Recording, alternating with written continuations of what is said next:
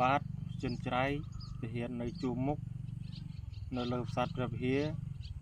ម៉ូតូបងលួសគេហើយ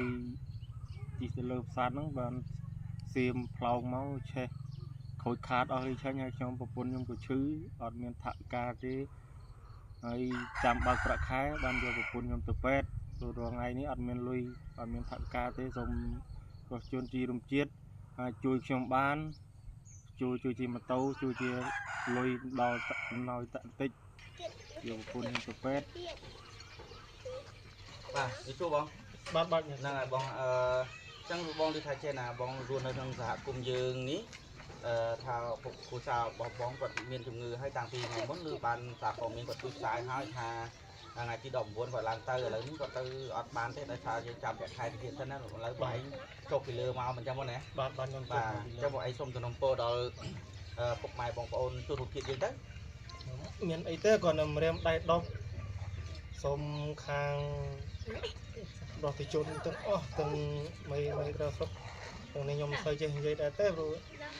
ហ្នឹងហើយយើងជាកងទ័ពនៅជួរមុខក្រមដែរប៉ុន្តែយើងទៅនៅជួរមុខឥឡូវទៅគ្រួសារខ្ញុំឈឺខ្វះខាតបាទខ្វះខាតដល់ពេលចឹងទៅក៏គាត់សុំអំពាវនាវហើយនៅក្នុងសហគមន៍នេះសហគមន៍ដែលខ្ញុំតិចដីចែកបងប្អូនយើងទាំងប្រជាពលរដ្ឋដូចជាអតីតយុទ្ធជនជនពិការ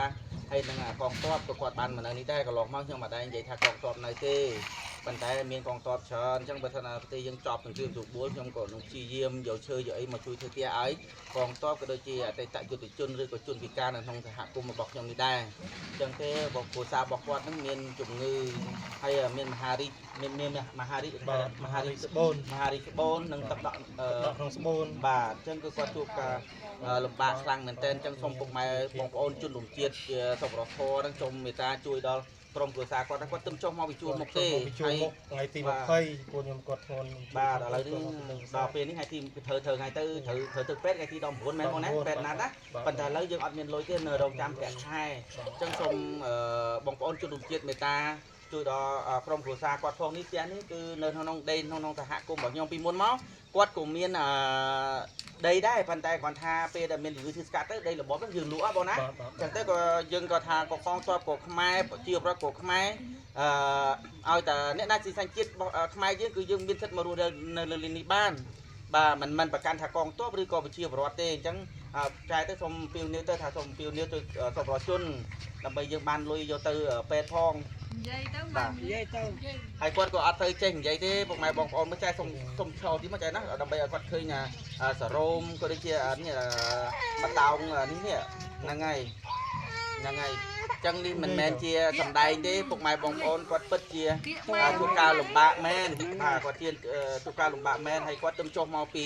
បងចុះមកពីណាបងថាព្រះវិហារបាទគាត់នៅជួរមុខបាទគាត់នៅជួរមុខចឹងសូមមេត្តាពុកម៉ែបងប្អូនជនរួមជាតិជួយដល់ក្រុមគ្រួសារគាត់ផងហើយម៉ូតូហ្នឹងត្រូវក្របតែថៃបន្តមកហ្នឹងម៉ូតូបងមលួសហ្នឹងម៉ូតូបងមលួសហ្នឹងយើងយកទៅបំរើជាតិដែរបាទយកទៅបំរើនៅក្នុងជួរហ្នឹងដែរដល់ឥឡូវនេះក្របហ្នឹងក៏វាចំម៉ូតូដល់ឥឡូវបងបានថតមកទេបងថតអូណាចាំដល់ពេលហ្នឹងខ្ញុំឲ្យបងប្អូនបងដែលសារព័ត៌មានហ្នឹងគាត់ជួយផ្សាយទៅដើម្បីឲ្យមើលរូបថតផងព្រោះម៉ូតូបងមលួសហ្នឹងក៏ខ្ទេចដែរបងដោយថាក្របមែនណាបងណាបាទហើយម៉ូតូមិនមែនចាស់ណាបងមលួសដល់ស្រាប់ទេមិនតាន់បងគេអស់ផងឥឡូវម៉ូតូត្រូវក្របអត់ទេបាទអញ្ចឹងសូមពុកម៉ែបងប្អូនជួយដល់គាត់ផងបាទសូមអរគុណបាទសូមអរគុណបងប្អូន